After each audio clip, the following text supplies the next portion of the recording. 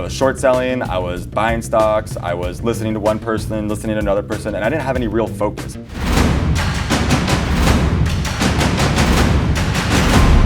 What were the trip ups in the beginning? You know, obviously no one does it overnight, but what was the process then? You start learning. What were the ups and the downs from then on, or from that beginning stage? Right. Because most people watching this, this interview are going to be, in the beginning stages, and maybe they're profitable, maybe they're not, Sure. but they're probably searching for this video because they're struggling. Right. So it still gives me chills to even think about the beginning. Like, it's tough. Sure. I mean, you're thrown into this like vast world of it's like a candy store, and there's no one around to slap your hand and tell you that you can't eat the candy. Right.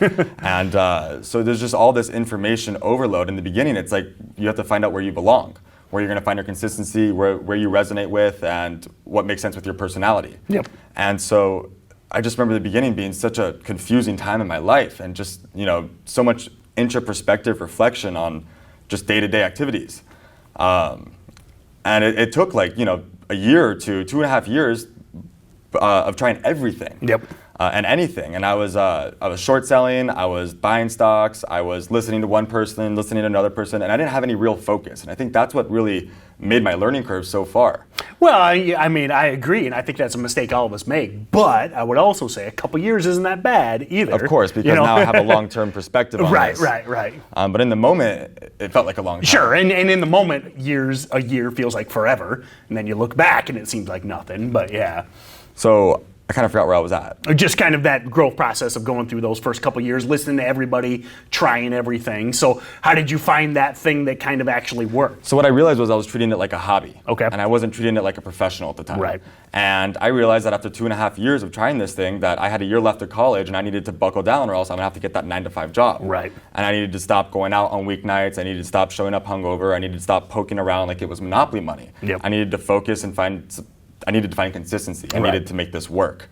And that whole mind shift was huge. It became no longer that this number on a screen. It became I started treating it like it was real. And you think just kind of that graduation date is what made that difference, or graduation date, and also for 2.5 years, just seeing it all and knowing that I was there, but also knowing that it was myself that was defeating me. Right. It wasn't like the patterns weren't working. It was that I was too all over the place to be focused on what was working. Okay.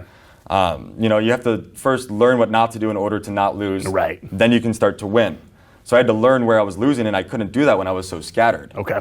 So yeah, it was a culmination of things.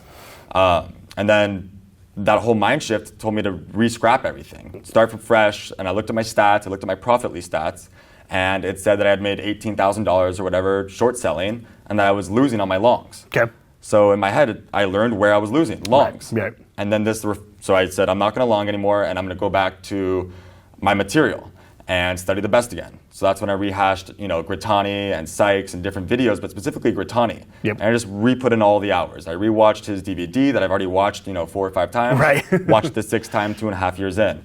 Bookmarked all of his webinars, watched all of his webinars, first of all, for the first time. Okay. And that put me in the right headspace, where I was only going to short sell. Yep. And that was huge for me. That was where I found consistency, and that was a big defining moment. I then went and got the right broker to be able to short sell. I found that many times I would have this great short pattern that I want to attack. Sure. I didn't have the shares to short it. And then instead of watching that play all the way through, I would then go look at other things and try to trade something else, because I had a plan and it's working perfectly and I wasn't able to trade it. Right. So then again, me defeating myself. Which is frustrating. You see missed profits, and then you're like, well, I'm going to try and make it up over here. And you see other people making money elsewhere. Exactly, yep. And then you start looking at the chats, and all of a sudden you have 5 different tickers on your screen. You're not watching the play that you were prepared for, and then you're in one of the, hopefully just one, but sometimes 3 or 5 of those tickers, right? Yep. And so yeah, it was again about focus. Thanks for watching our video. Be sure to comment below with any trading related question. We love answering your questions. Also, like and share with your friends, and be sure to subscribe to be notified as soon as our next video hits. And if you're looking to expand your trading knowledge, don't forget to check out all of our other videos, and be sure to click the trial below. Check out StocksToTrade. I think it is one of the best, most rapidly advancing softwares out there. Be sure to check out our trial.